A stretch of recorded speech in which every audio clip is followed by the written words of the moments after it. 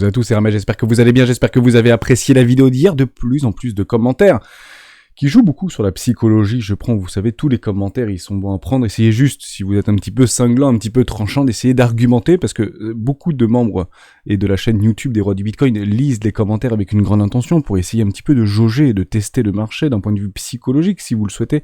Essayez d'argumenter un tout petit peu, parce que très honnêtement, j'aimerais savoir, puisque vous devez peut-être regarder des influenceurs un petit peu à droite à gauche, qui sont probablement très talentueux, et j'aimerais avoir un peu plus de détails dans vos commentaires. Je trouve ça plutôt intéressant. N'hésitez pas à le faire, et puis même s'ils sont pas très bons pour moi, hein, je suis prêt à les repartager s'ils ont une réelle valeur pour l'ensemble de la communauté. On va parler Bitcoin et on va répondre à la question qui est extrêmement simple. Est-ce que ça va péter? Et si oui, est-ce que ce sera dans le bon sens?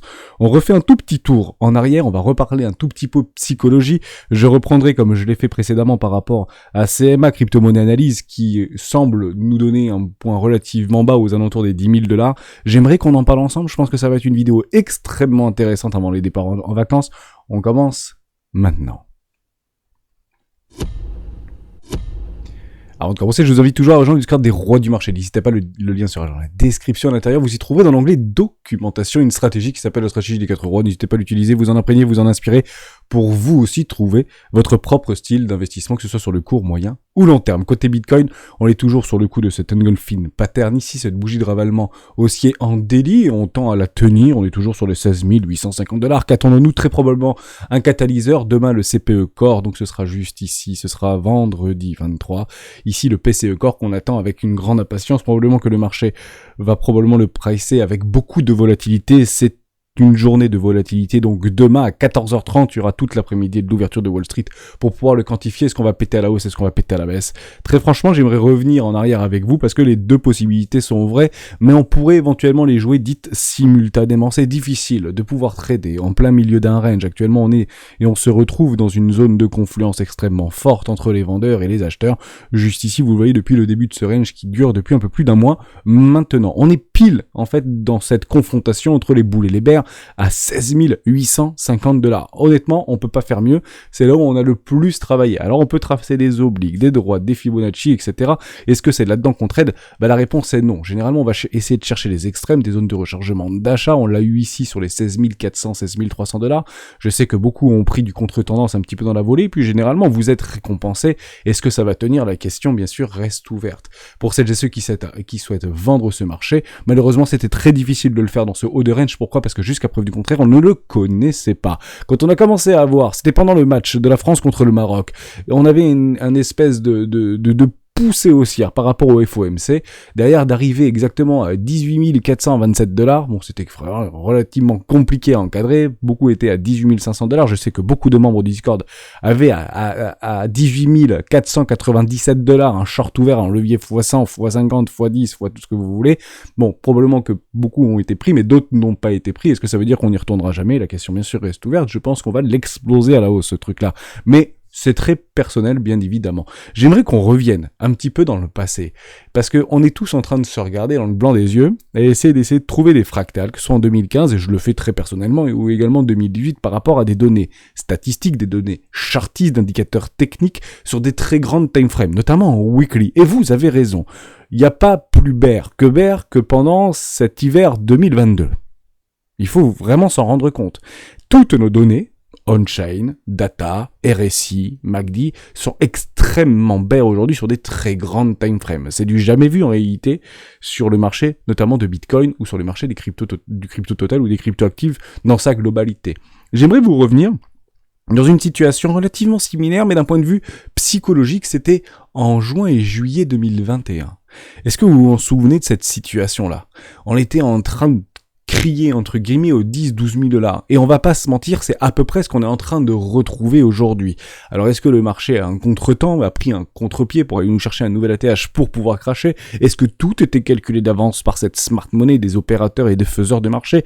Honnêtement, généralement, les opérateurs de marché et la smart money réagissent en fonction de ce qu'ils voient et non pas en fonction de ce qu'ils croient, même si ou bien qu'il y ait quand même des ressources relativement illimitées pour pouvoir diriger ou influencer le marché par des capitaux qui dépassent l'entendement. Je ne peux bien bien évidemment pas le retirer.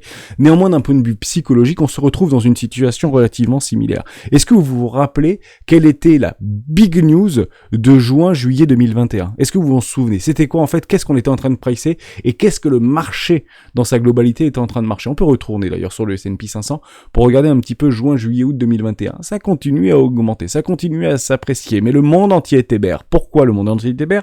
Parce qu'il y avait un petit nouveau qui venait de pointer le bout de son nez, c'est ce qu'on appelait le variant Delta. On a peut-être oublié, mais il y a eu plusieurs variants et on a tendu éventuellement à dire dans les milieux autorisés que le variant Delta était le pire variant jamais connu. Alors celles et ceux qui suivaient un certain professeur de l'IHM de Marseille pouvaient éventuellement prétendre que c'était peut-être pas si grave que ça, mais ça a été quand même relativement grave puisqu'on était encore une fois dans l'inconnu. Est-ce que ces variants allaient ou pas démultiplier ou décupler la dangerosité de cette maladie ou de ce virus ou de ce Covid, on peut dire, ou ce SRAS, si vous le souhaitez. Est-ce que oui ou non ça allait le décupler? On ne le savait pas. Le marché a fait quoi? Il s'est plutôt apprécié, pour le coup, et ça n'a fait que des bougies vertes, pour le coup, mais bien évidemment alimenté par l'impression monétaire, notamment de la Banque centrale américaine. Mais par contre, Bitcoin s'est fait éclater la tronche. Alors oui, il y avait beaucoup de leviers. Oui, il y avait beaucoup de vendeurs et de futurs millionnaires qui étaient en train de faire des leviers à tout bout de champ et ils se sont fait littéralement rincer. On avait même une structure juste ici que vous pouvez observer. Des M, dans un énorme M en weekly validé, top final, début des bear market. Et on se retrouve là-dedans. Tout le monde disait on va se retrouver à 10 000, 12 000 $. Mais je vais revenir dans le passé, parce que on a des influenceurs qu'on suit et qui sont très intéressants à cette époque-là, donc c'était juin, juillet, août 2021, avec des 10 ans de pump, méga crash, ici, direction les 11 000 $, crash de fou, pump mais crash, direction 20 000 $. On est à peu près dans la même situation actuellement, je ne jette absolument pas la pierre, c'est juste pour vous dire que on va être tout à fait honnête, généralement les vignettes YouTube sont en relation par rapport à la psychologie et on essaye de faire sur des vignettes ce qu'on a plutôt envie de voir. L'objectif c'est de cliquer et d'essayer de faire grandir nos communautés respectives. Il faut pas du tout jeter à la pierre, c'est des dictats ou des codes qu'on aime ou qu'on n'aime pas de YouTube, mais je trouvais ça plutôt intéressant puisque c'était relativement représentatif de la psychologie ambiante. Il nous avait proposé ça à CM à l'époque. Regardez bien, une A, une B et une C qui allaient à 10 000 $. Alors, bien évidemment, est-ce qu'on le joue, est-ce qu'on le joue pas, est-ce qu'on l'avait shorté ici? Il l'avait bien vu d'ailleurs, les fameux 42 000 $, pour le coup, on dit souvent CMA il s'est encore gouré, mais honnêtement il est plutôt bon, parce que, et je vais vous dire pourquoi il est bon, ça on l'oublie souvent, parce que CMA en fait il s'en fiche du CME, il s'en fiche du FOMC, il s'en fiche de l'inflation, il s'en fiche de tout, en fait, lui il prend son truc, il prend ses droites, il prend ses lignes, il prend ses ABC, ses WXY, et il sait même pas qu'il y a un CPE corps demain par exemple. Il va faire un travail sans se soucier qu'il y aura un CPE corps demain, sans se soucier qu'il y aura le FOMC à 20h, sans se soucier que tout ce que vous voulez. D'un point de vue fondamental, honnêtement, il regarde que ses droites et que ses lignes, qui permet en fait de lui enlever l'intégralité de formes de biais psychologiques qu'il pourrait avoir. Et c'est en ça, très personnellement, que j'apprécie beaucoup Crypto-Monnaie Analyse. Honnêtement, s'il jouait ces vagues d'Elliott en fonction du FOMC, en fonction de la BCE, en fonction du pivot de la Fed, en fonction de tout ce qu'on voit à droite et à gauche, il serait beaucoup moins pertinent et je pense très franchement qu'il se gourerait beaucoup plus. Parce que toutes ces news-là, toutes ces news fondamentales qui nous perturbent sont des biais psychologiques de plus. Et c'est en ça que CMA est extrêmement pertinent.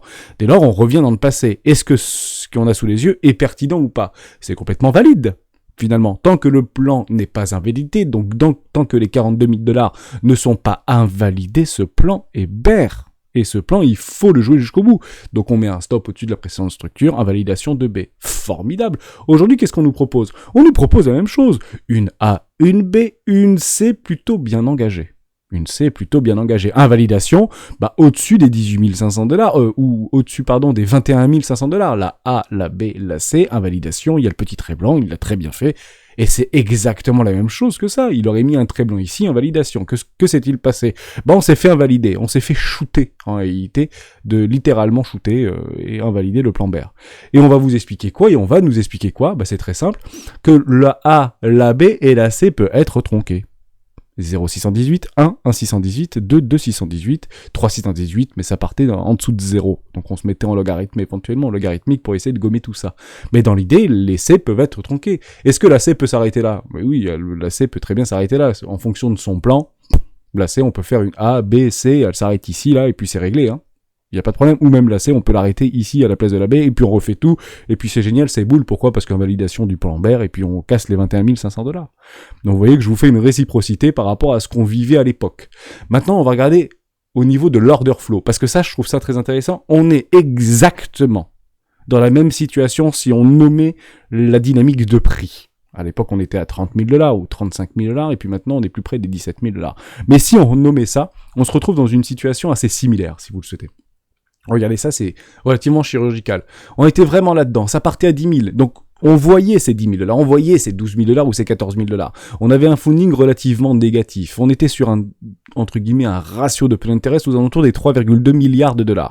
On avait une dépréciation au niveau du ratio long-short. On avait des spreads qui étaient relativement négatifs. Je les ai pas tous ici, c'est Bybit, mais des spreads relativement négatifs. On avait un CVD spot qui était décroissant, mais un CVD sur les contrats futurs qui était croissant. Regardez ce qu'on est en train de vivre ici. On vit exactement la même situation. On a un funding qui est extrêmement négatif, voire plus négatif qu'en juillet dernier.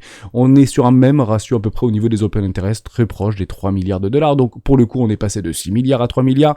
Je pense qu'il y a beaucoup d'acheteurs qui se sont fait shooter sur ce marché depuis les 20 000 $ ou les 24 000 $. Alors oui, c'est très bien, on a nettoyé le train, partez du principe qu'il y a autant de vendeurs à découvert qui étaient placés au-dessus que en dessous. Le catalyseur a fait le reste, on va pas lui revenir à chaque fois au niveau de ces catalyseurs et de ces signes noirs, mais pour le coup, partez du principe qu'on aurait très bien pu tout éclater vers le haut et aller sur les 50 000 $ en essayant de liquider 2 ou 3 milliards de $ de vendeurs à découvert qui sont encore positionnés aujourd'hui, qui prennent patiemment des profits. Tant mieux pour eux, la dynamique est baissière, la dynamique de fond est baissière, prenez des profits lorsqu'ils se présentent, vendeurs, prenez des profits sur les 17 000 $ n'est pas complètement délirant.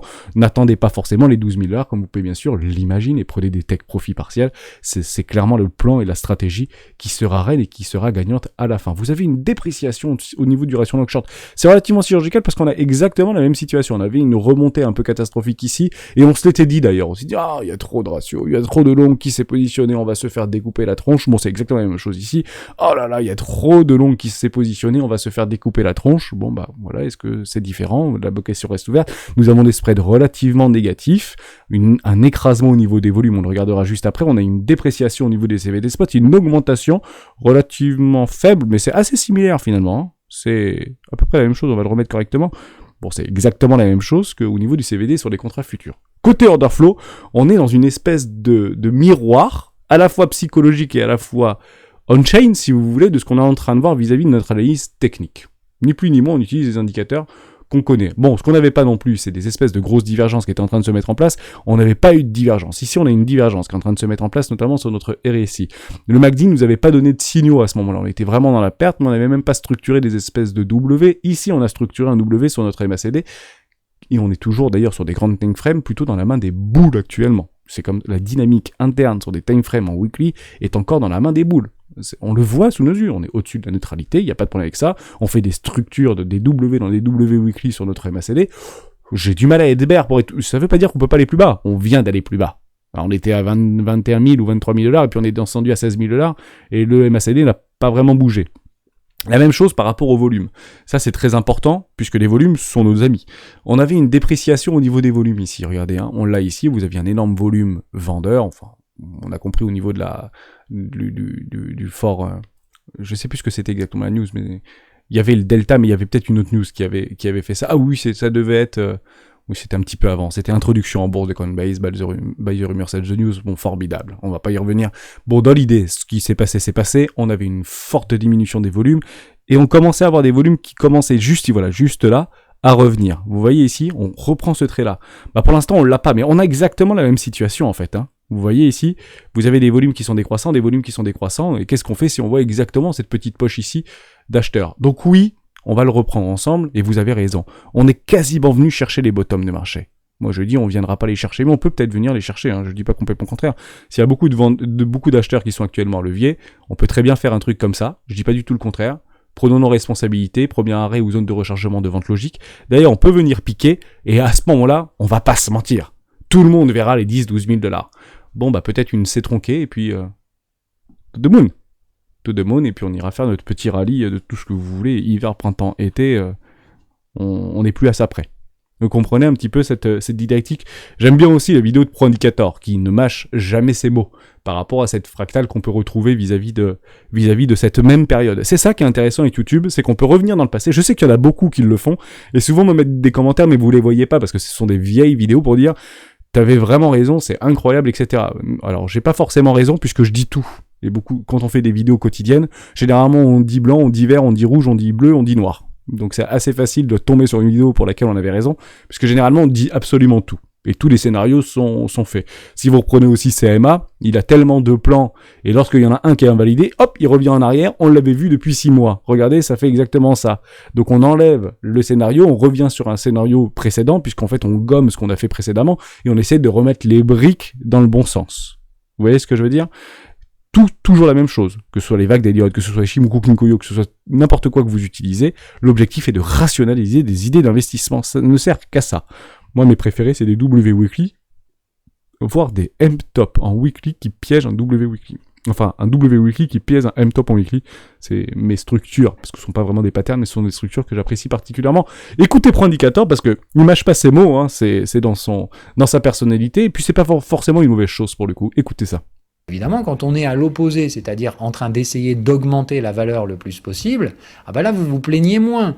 Pire que ça, vous refusiez de faire des TP, alors que j'arrêtais pas de vous dire que si vous le faisiez pas, vous risqueriez de vous subir une forte pression psychologique à la baisse. Bon, loin de moi l'idée d'imaginer qu'on aurait une baisse pareille, donc déjà, vous avez pété un durite dans la première phase de baisse, mais alors là, maintenant qu'on remet en question éventuellement les premiers bottoms, etc., vous commencez déjà à vriller sur « Ah mais c'est quoi le prochain niveau ? Parce que là, si ça tient pas, je ne sais pas où on va. » Non mais en soi, il faut que vous vous rendiez compte que la seule chose qui est en train de cracher, c'est votre psycho.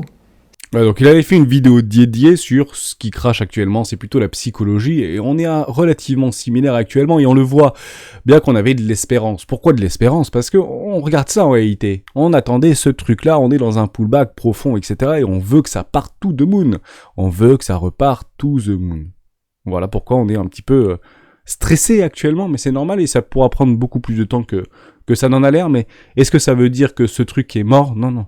On me pose la question et ça me fait très plaisir finalement que vous me posiez cette question dans le Discord ou sur les commentaires YouTube. En fait, qu'est-ce qui nous fait dire que Bitcoin va repartir sur ses nouveaux sommets, ou est-ce que Bitcoin un jour va pouvoir repartir boule ? Ne cherchez pas, c'est clairement ce qu'on se posait la question en 2018. Pour le coup, là j'y étais, on avait ces vrais... Alors là pour le coup, peut-être pas, parce qu'on était relativement persuadés, en tout cas une grande partie des gens étaient relativement persuadés que ça ne repartirait jamais. Pourquoi ? Parce qu'on ne l'avait vécu qu'une seule fois en réalité. Hein, ceux qui étaient là au début, on pouvait relativement facilement se dire non mais ici ça n'existait pas Bitcoin quand il était à $400, $100, etc. C'était vraiment les early de chez early qui, même eux, ne pensaient pas que ça allait faire ça. Alors beaucoup... Bitcoin a mis, on s'était déjà sorti si vous voulez à ce moment-là, mais il n'y avait pas tant d'institutionnels, il n'y avait pas tant de communication, il n'y avait pas tant d'entreprises qui s'étaient montées, il n'y avait pas la BPI qui commençait à financer, et encore aujourd'hui, enfin la BPI n'a jamais autant financé de projets liés à des technologies blockchain qu'en 2022, sachez-le, hein. BPI, c'est quand même une banque publique d'investissement français. Ils n'arrêtent pas d'investir dans des projets technologie blockchain, cryptoactifs, projets crypto, tout ce que vous voulez. Donc ça c'est quelque chose quand même qu'il faut le voir. Ça bouge aujourd'hui dans l'ombre, ça bouge beaucoup. Il y a des capitaux qui se lèvent. On le dit, on le redit. 2022 a été la plus grosse levée de fonds au niveau des projets crypto. On parle de 30 milliards de dollars. Alors je vais être honnête avec vous, ça paraît ridicule par rapport à ce que les startups lèvent en réalité. Si vous prenez des Uber à l'époque, si vous prenez des Airbnb de l'époque, enfin ça lève des sommes folles. Mais 30 milliards de dollars, c'est pas rien. 30 milliards de dollars sur des... Alors oui, c'est mondial, mais sur des projets technologie blockchain ou cryptoactifs, c'est quand même pas rien. On voit que ça bouge. Ça commence à avoir des gros sous. Et quand vous investissez 30 milliards de dollars, l'objectif, c'est pas de faire 32 milliards de dollars. L'objectif, c'est de faire 300 ou 3000 milliards de dollars. C'est de faire du x100, du x1000, pour les gens qui investissent sur les prémices des projets et des technologies blockchain. Bien évidemment qu'ils investissent dans tout et partout. On avait fait ce relais-là par rapport à Aptos ou par rapport à CU, par exemple. Ce sont des équipes ex-Diem de Meta qui sont partis et qui ont créé leur propre technologie. Vous avez les mêmes mecs, les mêmes investisseurs, les mêmes groupements qui investissent, les mêmes montants dans les deux boîtes. Celui qui gagnera, il fera x100, donc autant investir dans 100 boîtes qui font exactement la même chose. Celui qui fait x100 me fait gagner tout. Et si vous investissez dans 99 boîtes, vous avez gagné à la fin, et c'est comme ça qu'ils travaillent, bien évidemment. On va pas y revenir, mais je trouvais ça plutôt pertinent peut-être de le rappeler. Honnêtement, ici, on savait pas qu'il y aurait un changement de paradigme. On le pensait au fond de nous, mais on n'était pas convaincu que ce qu'on allait vivre au niveau de 2021. Alors après, on peut se raccrocher à des choses comme l'impression monétaire, comme tout ce que vous voulez, comme la corrélation avec les indices, comme la corrélation avec des valeurs technologiques. Ok, vous savez, on coche des cases psychologiques ou des cases de bon sens. Ça me dérange pas du tout. Je reste très haussier sur ce marché. Je pense que Bitcoin sera demain une assurance mondiale, donc minimum 500 000 $. Je le dis, je le redis, ou minimum 250 000 $. Mais c'est vraiment le minimum de chez minimum que je vois relativement court terme. Et quand je vous dis ça, c'est 4-5 ans. Donc vous voyez, 4-5 ans pour passer de 16 000 $ à 250 000 $. Bon, même l'immobilier, ça le fait pas, quoi. Vous voyez ce que je veux dire? Donc, mais vous avez raison de le dire. Si on revient en 2018, c'était pas exactement la même chose, puisque, encore une fois, Bitcoin n'était qu'une promesse. On était encore relativement malmené, le Salvador n'avait pas rendu la monnaie légale, le Centrafrique n'était pas en train de le faire. Il y a des choses qui sont folles qui sont en train de se passer, et il faut vraiment le regarder comme tel. Pour autant, ne regardons pas forcément les prix. Et on me pose la question, MS, mais comment tu fais pour avoir 50% de cash? Est-ce que tu réinvestis? Parce qu'à chaque fois, tu fais des investissements 2, des investissements 3. Oui, mais en fait, j'en fais pas tant que ça. La dernière fois que j'ai acheté, c'est du CSPR, vous le savez.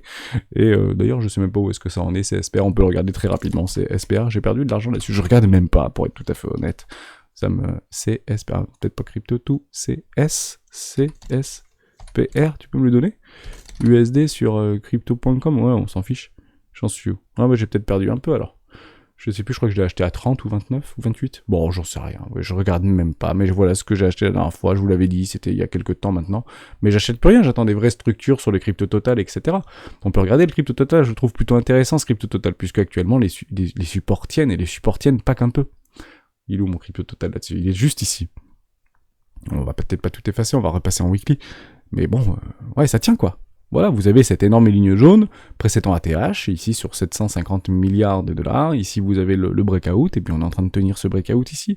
On approche d'une première classe, je trouve ça plutôt intéressant. Toutes les bougies sont rachetées. Une bougie en weekly, 2 bougies, 3 bougies. Extruction, 4 bougies. 5 bougies rachetées là. Hein. On était ici, on rachète toutes les bougies. Alors, je sais pas si c'est Crésus qui est en train de racheter toutes ces bougies-là, ça repump de 3%. Ça paraît ridicule, mais... Bon bah, il y a des gens qui achètent, qui défendent, qui vous dit que si drama il n'y avait pas eu sur un échangeur centralisé, est-ce qu'on serait en train de racheter tous les trucs ici? Et puis regardez bien, hein, les mecs qui ont acheté ici comme des cochons, derrière, ils ont perdu que 10%. Hein. Alors s'ils nous font ça tous les 10%, on rigole quand même, hein. Vous reperdez 10%, on peut y aller, hein. Allez, on repère 10%, on est à 769 milliards de $. Bitcoin, s'il repère 10% par rapport à ses précédents lots, ça fait quoi? On va tout effacer ici, comme ça on va pas se faire gêner. Mais s'ils font ça tous les 10%, why not, hein? Allez, on repère 10%, ça nous amènerait où? Voilà, 14 500. Bah, je sais qu'il y a des gens qui ont des targets. Bah voilà, 14 500, et puis hop, c'est racheté, et puis continuer la sauce. Hein. Si à chaque fois qu'il y a un signe noir, on va chercher du moins 10%, par rapport aux précédents, entre guillemets, bottom de marché qui sont tenus, si vous le souhaitez, et je le dis, je le redis, s'il n'y a pas de nouveaux signes noirs qu'on ne connaît pas actuellement, il n'y aura pas de nouveaux plus bas. Je n'y crois pas, en fait. J'y crois pas une seconde. Il y a tellement de gens qui attendent patiemment. Enfin, je le dis, je vais le dire tous les jours, mais c'est incroyable le nombre d'or que vous avez ici. Je sais même pas si on peut le compter sur les doigts d'une main. Regardez le nombre de fiat qu'il y a actuellement sur ce marché au niveau des USD, des USDT. Enfin, on est sur les tops. On est sur des tops là. On peut pas avoir plus d'USDT, USDC, DAI, BUSD. On n'a jamais été autant entre guillemets en cash, et ça continue à vendre des cryptos pour passer en stablecoin sur des points bas de points bas, sans déconner. Je trouve ça fou. Donc nous sommes bien dans la capitulation, achat. Donc ici on peut commencer achat, arbitrage, couverture, décision. Bitcoin sera à 50 000 $, à peu près, je pense. Hein, 45, 50 000 $, 43 000 $. Et ici vente et excès final. Hein, quand Bitcoin quand tout ceci là seront revenus, parce que le marché ne fait pas que monter. Ça revient au même que de dire que Bitcoin va tomber à zéro. Bah, partez du principe que ce truc-là ne va pas partir non plus à tout de moon. À un moment donné, il y aura des structures, il y aura des choses qui vont se passer. D'ailleurs, je le dis, je le redis, la pire figure qui soit, c'est de piéger un W dans un énorme M-top, hein, pour information. Donc, quand vous voyez ça, on va commencer un petit peu à faire plus de vues sur YouTube si vous le souhaitez. Excès final pour moi, ici on sera pas loin des 90 000 $, je pense, 80-90 000 $ ou 100 000 $, mais Ça prendra du temps, et puis vous voyez qu'on n'est pas si loin que ça, hein. Si on approche de l'halving déjà, le temps nous le dira. Voilà, je voulais juste vous remettre dans cet état d'esprit-là, dans cette situation-là qu'on a vécu d'un point de vue très psychologique finalement, et je me dis que c'est clairement pas différent de ce qu'on a vécu en juillet dernier. Voilà, parce que je vois exactement la même chose sur le data on-chain, que ce soit au niveau des volumes, que ce soit au niveau de l'OBV, que ce soit au niveau des rations long short, que ce soit au niveau des spreads, que ce soit au niveau du CVD, que ce soit au niveau des funding, que ce soit au niveau de... Ce n'est pas différent. Enlevez-vous le prix, ne regardez plus le prix, regardez juste ça, et qu'est-ce que vous faites ici? Est-ce qu'on vend dans la panique et on attend les 12 000 là, ou est-ce qu'éventuellement on essaye de rationaliser des achats sur les structures de marché? Bon, en somme, hein, si on commence à avoir exactement la même chose que ça, donc un ravalement et une invalidation du plan de sa fameuse A, B et C, je le dis, je le redis, où est cette fameuse B actuellement? Bah, cette fameuse B, elle est exactement à 21 680 $. Voilà. Donc la dernière fois qu'on a bouffé une B, bah fallait être bien accroché. Parce que derrière, on fait le pullback, roi de pique, parfait, et derrière, on fait une jolie petite poussée haussière. Dans le déni le plus total, tout simplement. Merci à toutes et à tous d'avoir suivi cette vidéo jusqu'au bout. J'espère encore une fois que je vous ai aidé. Pas forcément vous rassurer, mais essayez juste de gommer toute cette partie, en fait, enivrante qu'on peut avoir vis-à-vis des acteurs de marché, des économistes et des analystes qui nous disent oui, on peut aller plus bas. On le sait pas, en fait, on connaît pas l'avenir. Il faut juste s'en rendre compte, personne ne connaît l'avenir. Mais quand on a des datas qui sont relativement similaires à une situation donnée, bien qu'il y ait eu un seul backtest, on va se l'accorder, évidemment. C'est pas parce que ça s'est passé une fois que ça peut se passer 10 fois.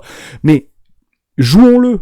À ce moment-là, pour moi, il faut le jouer. Alors, il faut pas se surexposer, c'est toujours la même chose. Mais c'est pas pour autant qu'il faut se soulager de l'intégralité de ces cryptos sur les 16 850 $, parce que clairement, c'est de la capitulation, et elle continue, et on la voit, cette capitulation. Il y a des ventes massives, on le voit très bien sur le CVD spot. Si le CVD spot se déprécie, si les volumes continuent à se stabiliser, mais qu'il y a le CVD spot qui dégringole, c'est qu'il y a de la vente au marché, qu'il y a des ventes de Bitcoin, et des gens pour les aspirer. Pourquoi les gens pour les aspirer? Pourquoi des grosses baleines pour les aspirer patiemment? Parce que le prix ne descend pas plus que ça, tout simplement. On partait du principe que tous nos Bitcoins qu'on décide de vendre aujourd'hui, eh ben, elles se font bouffer par des grosses baleines qui se feront un plaisir de les revendre beaucoup, beaucoup, beaucoup plus cher. On s'arrêtera là-dessus.